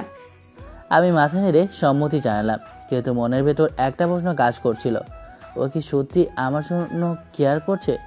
মীরা আপু আর কিছু না বলে চলে গেল, কিন্তু যাওয়ার আগে তার চোখের ভাষা যেন অনেক কিছু বলছিল। আমি স্থির হয়ে দাঁড়িয়ে রইলাম, বুঝতে পারছিলাম না এটা কেবল সাধারণ কথাবার্তা নাকি এর পেছনে অন্য কোনো অর্থ আছে। সেদিনের পর থেকে মীরা আপুর কথাগুলো আমার মাথায় ঘুরপাক খাচ্ছিল। ও কি সত্যি আমাকে নিয়ে ভাবছে, নাকি এটা তার স্বাভাবিক ব্যবহার? আমি নিজেই বুঝতে পারছিলাম না। পরের দিন সকালে ক্যাম্পাসে পৌঁছতে দেখি আমার বন্ধুরা সবাই গোল হয়ে দাঁড়িয়ে আছে, কিছু একটা নিয়ে আলোচনা করছে। আমি কাছে যেতেই রাত বলে উঠল, তানজিল, তোর জন্য একটা সুপার ব্রেকিং নিউজ আছে। আমি অবাক হয়ে বললাম, কি নিউজ? রাহাত এক চিলতে হাসি দিয়ে বলল, মীরা আপু নাকি গতকাল তোকে নিয়ে অনেক কথা বলেছে তার বন্ধুদের সাথে। আমার চোখ বড় হয়ে গেল। কি কি বলছে? রাহাত একটু থেমে বলল, সে নাকি বলেছে তুই দেখতে ভালো, আর তোর লেখাও নাকি বেশ ভালো। তাছাড়া কাল তোর নোটসে সে কিছুক্ষণ ডুবেছিল, যেন কিছু একটা অনুভব করছিল। আমি কিছুক্ষণ চুপ করে রইলাম। সত্যি কি মীরা আপু কি তাহলে আমায় একটু হলেও পছন্দ করে? ঠিক তখনই করিডোরের দিকে তাকিয়ে দেখি মীরা আপু আসে। ও আমাদের গ্রুপের পাশ দিয়ে যাওয়ার সময় হালকা করে আমার দিকে তাকালো, তারপর একবার হাসলো। আমি আবারও থমকে গেলাম। এই হাসির মানে কি? সে কি আমাকে ইশারা করলো, নাকি আমি বেশি কিছুই ভাবছি? আমি নিজের মনকে শান্ত করতে চাইলাম, কিন্তু ভেতরে একটা অজানা অনুভূতি দোলা দিয়ে যাচ্ছিল। মীরা আপু কি সত্যিই আমার প্রতি আগ্রহী, নাকি এটা শুধুই কাকতালীয়? আমি নিজেকে সামলে নিলাম। এসব ভাবনার মধ্যে না গিয়ে নিজের মূল লক্ষ্যের দিকে মনোযোগ দিতে হবে। আমি ক্যাম্পাসে পড়াশোনা করতে এসেছি, কোনো ভালোবাসার খেলায় জড়ানোর জন্য নয়। আমি সোজা ক্লাসরুমের দিকে হাঁটা দিলাম। মীরাপুর হাসি, তার কথা সব মাথা থেকে ঝেড়ে ফেলে দিলাম। আমার এখন একটাই লক্ষ্য, পড়াশোনা করে ভালো ফল করা। ক্লাসে গিয়ে চুপচাপ নিজের জায়গায় বসলাম। স্যার আসার আগে কিছু নোট পড়ছিলাম, তখন পাশ থেকে রাহাত ফিসফিস করে বলল, কিরে তুই এত চুপ কেন? মীরাপুর হাসিটা তো মনে ধরেছে, বল। আমি বিরক্ত হয়ে বললাম, তুই এসব বাদ দে, আমার এসব ভালো লাগে না। পড়াশোনা করতে এসেছি, টেমে আমি নেই। রাহাত হেসে বলল, আরে বাবা, প্রেম করতে বলছি না, কিন্তু ব্যাপারটা উপভোগ করতে দোষ কি? তোর নামটাই এখন ক্যাম্পাসে ভাইরাল।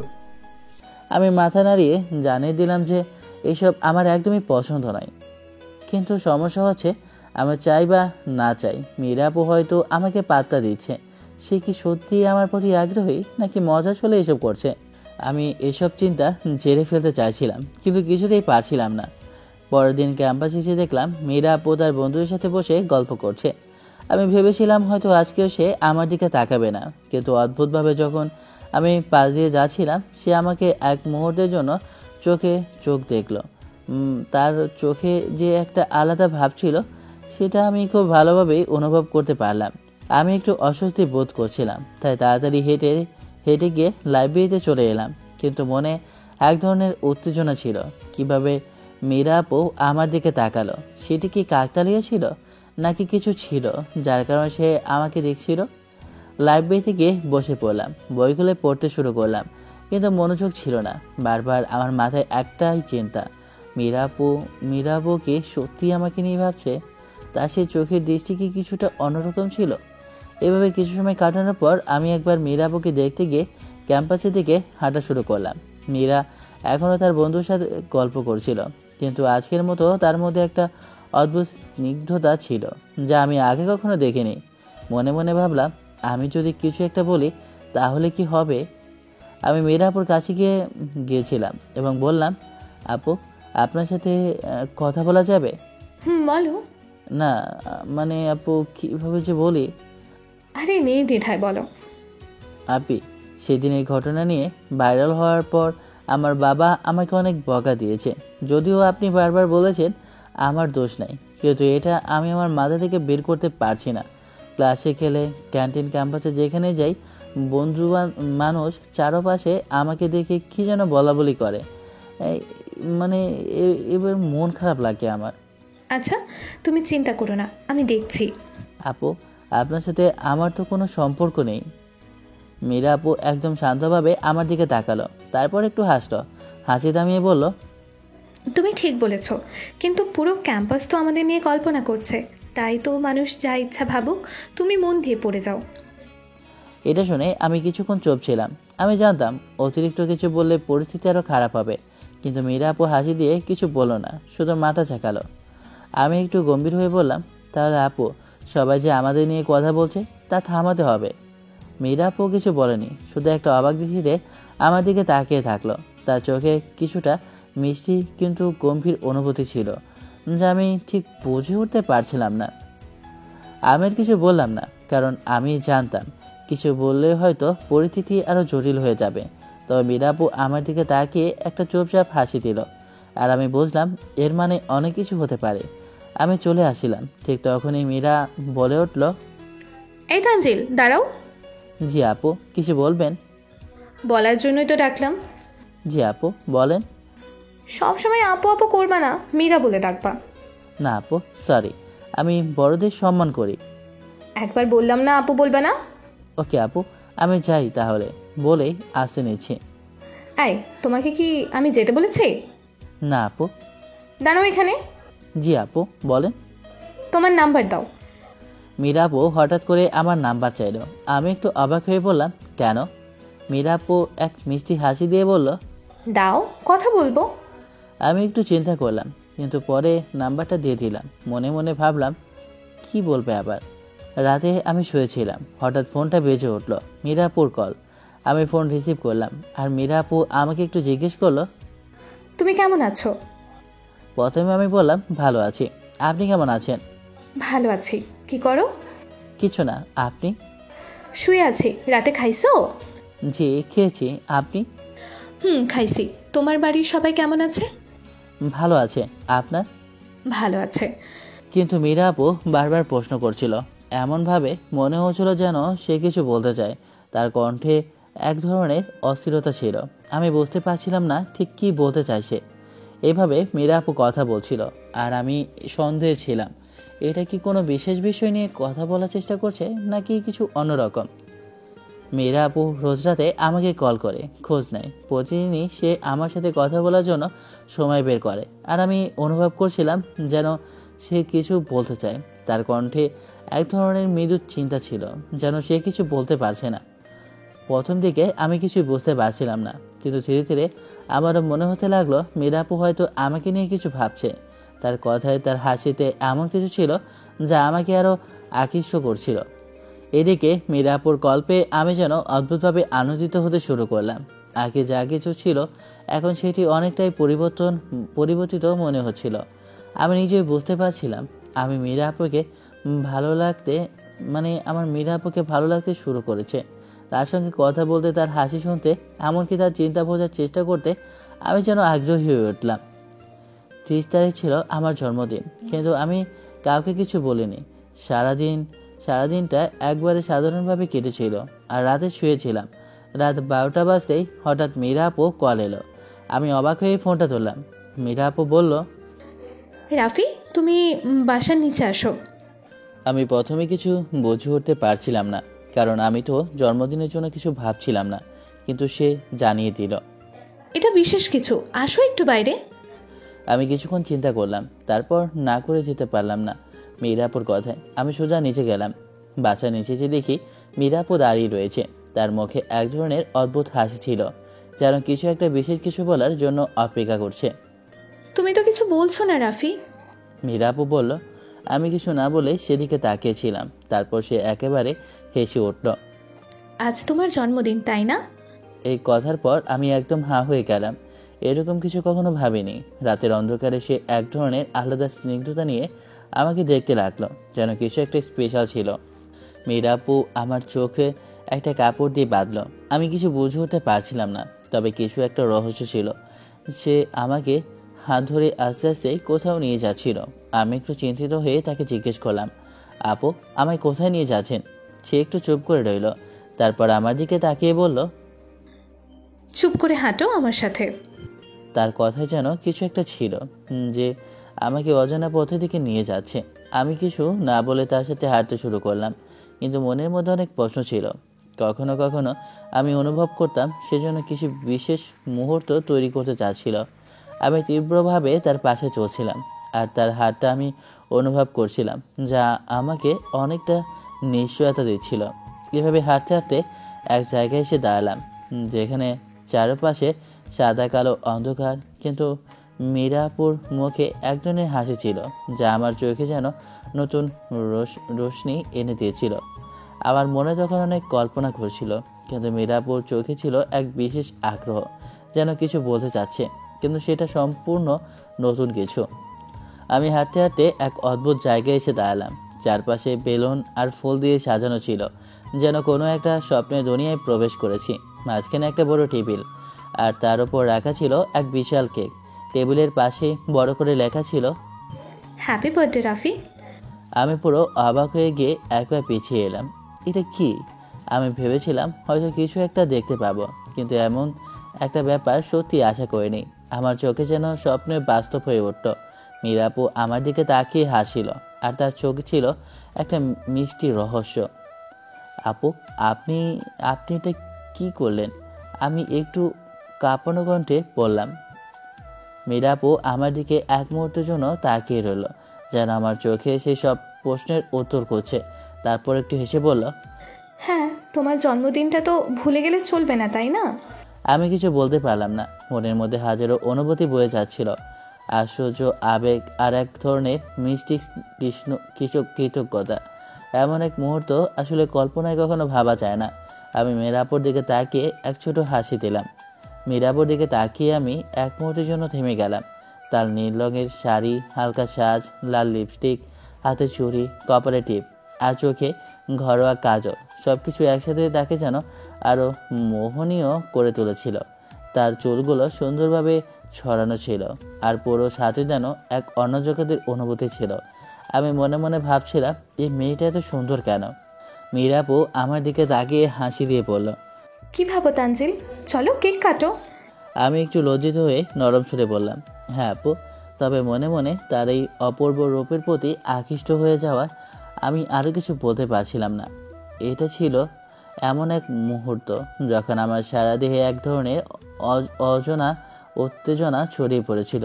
আমি মীরাপুর দিকে তাকিয়ে কেকের দিকে এগিয়ে যেতে লাগলাম। তবে তার সেই বিশেষ সাজ, সেই হাসি আর তার চোখের রহস্যময় দৃষ্টি সব কিছু একসাথে আমার মনে রেখে যাচ্ছিল। কেক কাটার পর আমি মীরাপুকে কেক খাইয়ে দিলাম। সে হাসি দিয়ে খেয়েছিল এবং তারপর আমার দিকে এক নজর তাকিয়ে বলল, হ্যাপি বার্থডে তানজিল। তার মুখে সেই মিষ্টি হাসি ছিল যা আমি অনেক দিন ধরে ভাবছিলাম। কেক খাওয়ার পর আমি লক্ষ্য করলাম আপুর মুখে একটু কেক লেগেছিল। হঠাৎ এক অদ্ভুত অনুভূতি আমার ভেতরে প্রবাহিত হতে লাগলো। মনে হচ্ছিল আমি সেই কেকটি তার মুখ থেকে নিজের হাতে পরিষ্কার করে দিই, কিন্তু তার নিজেকে সামনে নিলাম। সে তো আমার না, এমন কিছু করতে পারবো না। এটা ছিল এক অদ্ভুত মুহূর্ত যখন আমি চাইছিলাম তার কাছে কিছু বিশেষ অনুভূতির প্রকাশ করতে, কিন্তু আমি জানতাম আপু আমার জন্য সে একজনের আপুর মতো। তাই সব কিছু ঠান্ডা মাথায় ভাবতে চেষ্টা করলাম। এটা ছিল এক অদ্ভুত মুহূর্ত, যে মুহূর্তটা আমি কখনো কল্পনাও করিনি। মীরাপু হঠাৎ হাঁটু গেড়ে বসলো আমার সামনে, রিংয়ের বক্সটা খুলে বলল। তার চোখে গভীরতা ছিল, যেন সে আমার প্রতি তার সব অনুভূতি প্রকাশ করতে যাচ্ছে। আমি অবাক হয়ে তাকিয়েছিলাম। তখনই সে বলল, I love you Tanzil, I love you more. আমি তোমায় অনেক ভালোবাসি। যেদিন তোমায় প্রথম দেখলাম সেদিন থেকেই ভালো লেগেছিল, তাই তো তোমার এতটা খেয়াল রাখতাম। তুমি আমার জীবনের প্রথম প্রেম, লাইফে ফার্স্ট টাইম একটা ছেলেকে ভালোবাসছি, আর সেটা তুমি। তার কথা শুনে আমি বাকরুদ্ধ হয়ে গেলাম। তার চোখের মধ্যে যে অনুভূতি ছিল সেটা আমি কিছুতেই উপেক্ষা করতে পারছিলাম না। হৃদয়তে যেন কাঁপছিল, অবিশ্বাস্য মনে হচ্ছিল। আমি কি ঠিক শুনছি? মীরাপু যে আমাকে সব সময় মতো স্নেহ করছিল, সে আমার জন্য এমন অনুভূতি প্রকাশ করছে। আমার চুপ করে থাকা সেই মুহূর্তে আমি জানতাম না কি বলতে হবে, কি করা উচিত। তবে আমি জানতাম আমি কি অনুভব করছি। মীরাপুর চোখে একটু বিস্ময় ফুটে উঠল, তারপর তার মুখে একটি হালকা হাসি। আমি যখন বললাম আমিও আপনাকে ভালোবাসি আপু, তখন আমার বুকটা ধুকধুক করছিল। মনে হচ্ছিল যেন আমি পৃথিবীর সবচেয়ে গুরুত্বপূর্ণ কথা বলছি। অথচ সেই মুহূর্তে কিছুটা ভয়ও ছিল, কিন্তু তারপরের মুহূর্তটা ছিল জাদুর মতো। মীরাপু একটু চুপ থাকলো, তারপর আস্তে করে বলল, তাহলে আজ থেকে আমাদের সম্পর্ক একটু আলাদা হবে তানজিল। তার এই কথাগুলো আমাকে আরও বেশি অনুভব করাতে লাগলো যে আমরা দুজন এখন একে অপরের অনুভূতির প্রতি খোলামেলা। সব কিছু একেবারে নতুন, অজানা, কিন্তু এক ধরনের শান্তি ছিল। কারণ আমি জানতাম আমি যা অনুভব করছি সেটাই আসল। মীরাপু আমাকে ভালোবাসে আর আমি তাকে। সে আমাকে এক মুহূর্তের জন্য নিজের দিকে টেনে নিল। আমরা একে অপরকে এমনভাবে দেখলাম যেন পৃথিবীটা শুধু আমাদেরই। আমরা ধীরে ধীরে হাঁটছিলাম, চারপাশটা নিস্তব্ধ, শুধু নদীর পানির মৃদু ঢেউয়ের শব্দ শোনা যাচ্ছিল। ঠান্ডা বাতাস বইছিল, আর তার মধ্যে মীরাপুর পারফিউমের হালকা গন্ধ মিশেছিল, যা আমাকে আরও আবিষ্ট করছিল। মীরাপু আমার হাত শক্ত করে ধরে বলল, তানজিল, জানো আমি কখনো ভাবিনি আমি কোনো ছেলেকে এতটা ভালোবাসতে পারবো। তুমি আমার জীবনের প্রথম ভালোবাসা। তোমাকে দেখার পর থেকে প্রতিদিন তোমার কথা ভাবতাম, তোমার খোঁজ নিতাম, কিন্তু কখনো সাহস পাইনি বলতে। আজকে মনে হলো আর অপেক্ষা করতে চাই না। আমি তার কথা শুনছিলাম, কিন্তু মনে হচ্ছিল সে যেন কেবল কথায় নয়, চোখের পাশে অনেক কিছু বলছে। নদীর দিকে তাকিয়ে আমি বললাম, আপু, আমি সত্যি অনেক ভাগ্যবান যে আপনাকে পেয়েছি। আগে কখনো ভাবিনি ভালোবাসা এত সুন্দর অনুভূতি হতে পারে। মীরাপু একটু হেসে বলল, আমার জন্য শুধু মীরা, ঠিক আছে? আপু ডাক শুনতে এখন আর ভালো লাগে না। আমি হেসে বললাম, ঠিক আছে মীরা, আজ থেকে শুধু মীরা। সামনে আমাদের জন্য একটা সুন্দর ক্যান্ডেল লাইট ডিনার সাজানো ছিল। আমি অবাক হয়ে বললাম, এত কিছু আয়োজন করার দরকার ছিল? মীরাপু বলল, তোমার জন্য সব কিছু করতে পারি তানজিল। সেদিনটা আমার জীবনের সবচেয়ে সুন্দর রাতগুলোর একটি ছিল। প্রথমবারের মতো বুঝতে পারলাম ভালোবাসা শুধু একটা অনুভূতি নয়, এটা এক ধরনের প্রশান্তি, নিরাপত্তা আর একজন মানুষের কাছে পুরোপুরি নিজেকে হারিয়ে ফেলার মতো কিছু। আমরা দুজন ক্যান্ডেল লাইট ডিনারের টেবিলে বসলাম। হালকা আলোয় মীরার মুখটা আরও উজ্জ্বল লাগছিল। ও আমার দিকে একদৃষ্টিতে তাকিয়েছিল, যেন ওর চোখের ভাষা দিয়ে কিছু বলতে চাচ্ছিল। আমি একটু লজ্জা পেয়ে বললাম, এভাবে তাকিয়ে আছো কেন?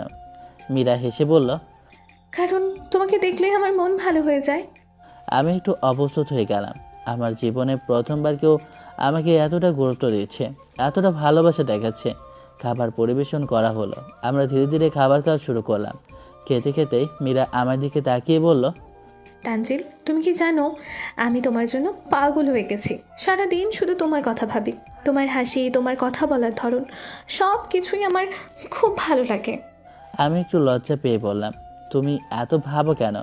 আমি তো তোমার কাছে আছি। মীরা আমার হাত ধরে বলল, এটা বোঝানোর মতো না, অনুভব করার মতো। আমি চাই না কখনো আমাদের মাঝে দূরত্ব আসুক। আমি মীরার হাতটা ধরে বললাম, দূরত্ব কেন আসবে? আমি তো তোমার সাথে আছি আর থাকবো। মীরা হেসে বলল, বলো তো আমার জন্য কি করতে পারবে? আমি মুচকে এসে বললাম, তুমি যা চাইবে তাই করব। মীরা হেসে বলল, তাহলে প্রতিদিন আমাকে আই লাভ ইউ বলবে? আমি একটু হাসলাম। হ্যাঁ, অবশ্যই বলবো, কিন্তু আজ তো বলেছি, আর লাগবে। মীরা মুখ গম্ভীর করে বলল, না, প্রতিদিন শুনতে চাই।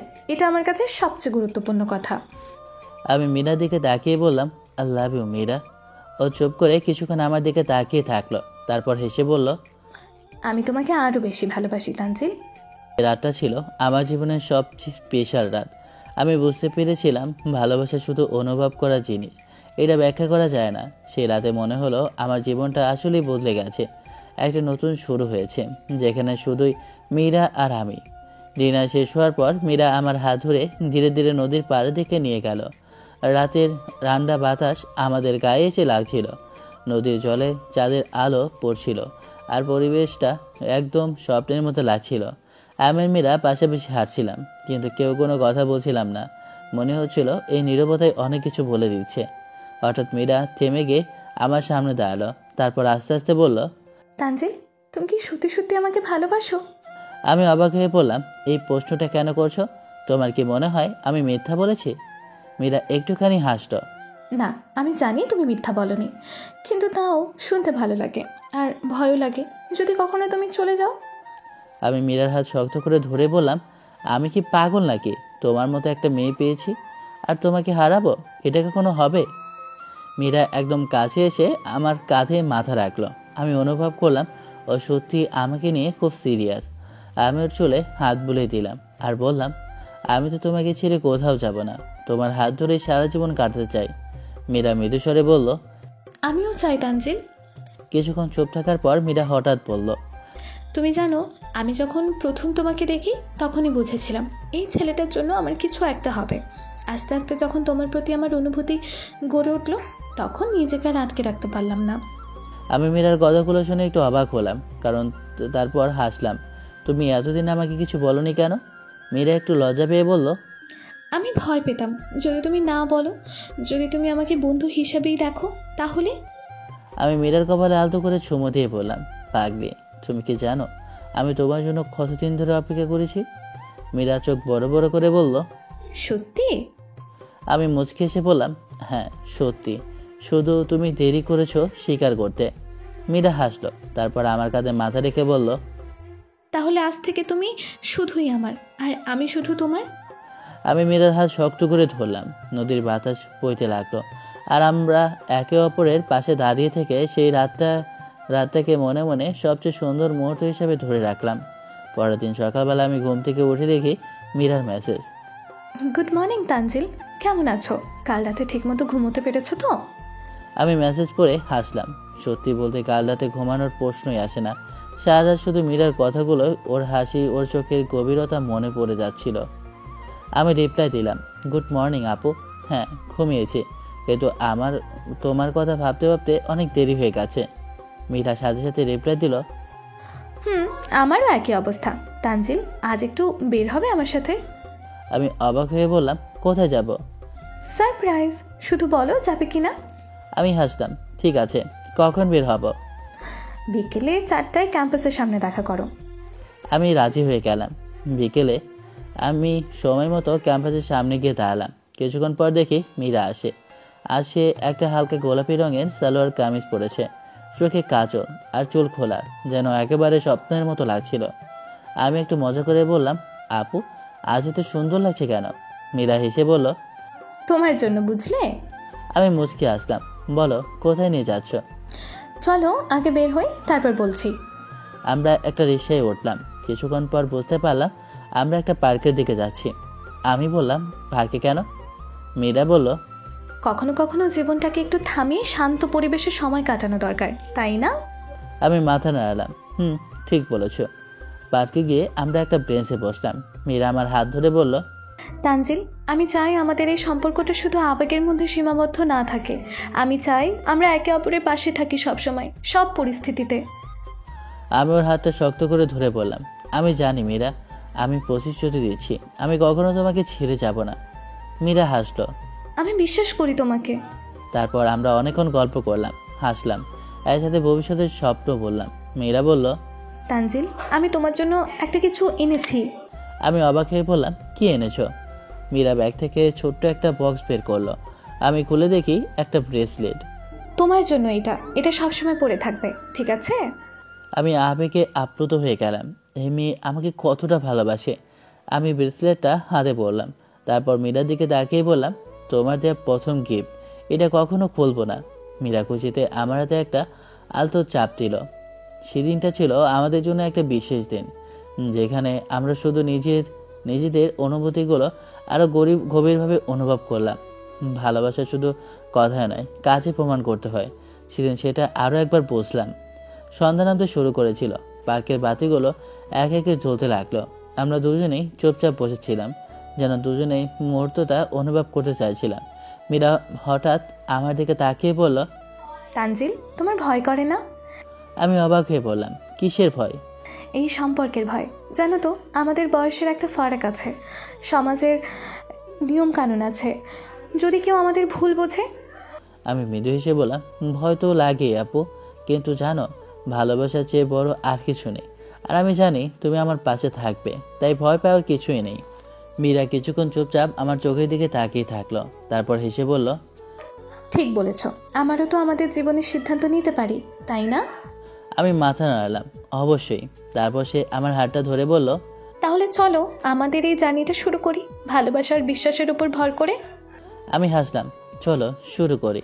সেদিন সন্ধ্যায় পার্কের নির্জনতা আর বাতাসের মৃদু শীতল পরশে মনে হলো যেন আমাদের ভালোবাসার এক নতুন অধ্যায় শুরু হলো। রাতের ফোন কল। আমি বাসায় ফিরে ফ্রেশ হয়ে বিছানায় শুয়েছিলাম। হঠাৎ ফোনটা বেজে উঠলো। স্ক্রিনে দেখলাম মীরা আপু। আমি হাসতে হাসতে ফোন ধরলাম। কি হলো, এখনো ঘুমাওনি? ওপাশ থেকে মীরার মিষ্টি গলায় উত্তর এলো, না, ঘুম আসছে না, তোমার কথা মনে পড়ছে। আমি মজা করে বললাম, সিরিয়াসলি? তুমি তো একদম সিনেমার নায়িকাদের মতো কথা বলছো। মীরা হাসলো। আচ্ছা তানজিল, আমি যদি বলি আমি এখন তোমার বাসার সামনে দাঁড়িয়ে আছি, তুই কি আসবি? আমি হতবাক হয়ে গেলাম। কি, সত্যি নাকি মজা করছো? মীরা বলল, সত্যি। আমি তাড়াতাড়ি উঠে জানালা দিয়ে নিচে তাকালাম। সত্যি, মীরা একটা কালো শাল গায়ে জড়িয়ে দাঁড়িয়ে আছে। আমি দ্রুত নিচে নেমে এলাম। আপু, তুমি এখানে কেন এত রাতে? মীরা মিষ্টি এসে বলল, তোমার সাথে আরেকটু সময় কাটাতে ইচ্ছা করছিল। আমি অবাক হয়ে বললাম, তুমি পাগল নাকি? এত রাতে রাস্তায় দাঁড়িয়ে আছো, যদি কেউ দেখে ফেলে? মীরা শান্ত গলায় বলল, তাহলে কি হবে? ভালোবাসার লুকিয়ে রাখার জিনিস না তানজিল। আমি মীরার কথায় চুপ করে গেলাম। সত্যি তো, আমরা ভালোবাসি, তাহলে লুকানোর কি আছে?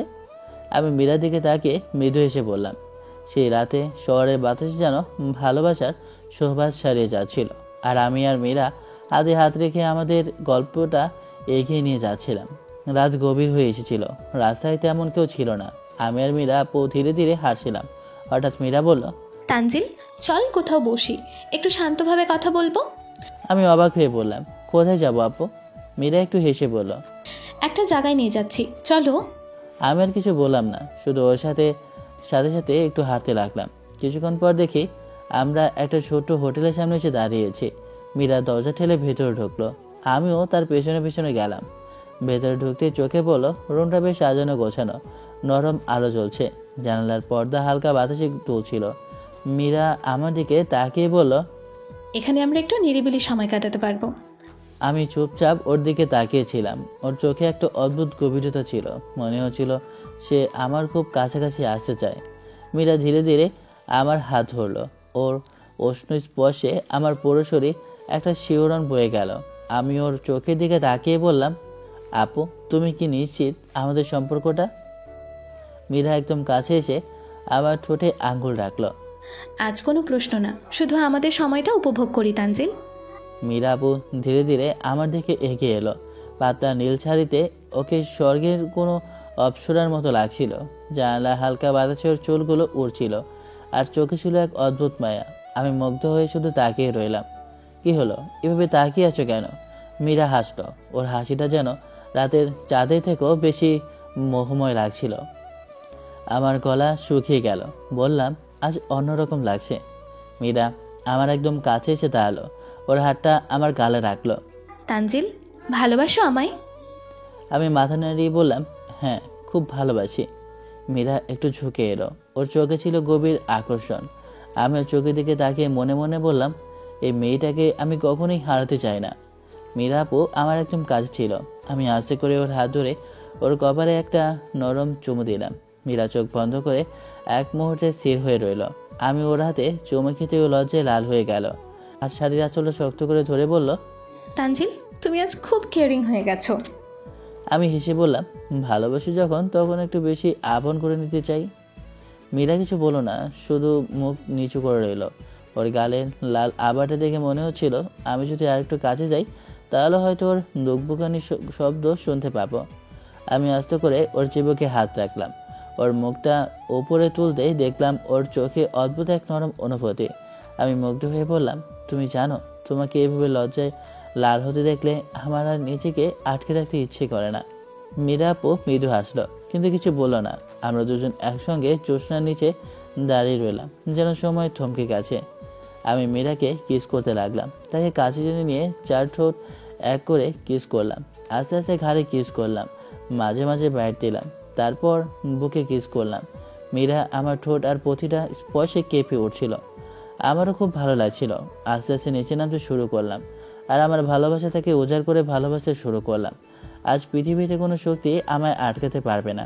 আমি তাকে আজ নিজের করে ভালোবাসলাম। সবাই আমাদের জন্য দোয়া করবেন যেন আমরা সারা জীবন একসাথে থাকতে পারি। এতক্ষণ আমাদের সাথে থাকার জন্য ধন্যবাদ। আল্লাহ হাফেজ, টাটা, বাই বাই, আপনার খোদা হাফেজ।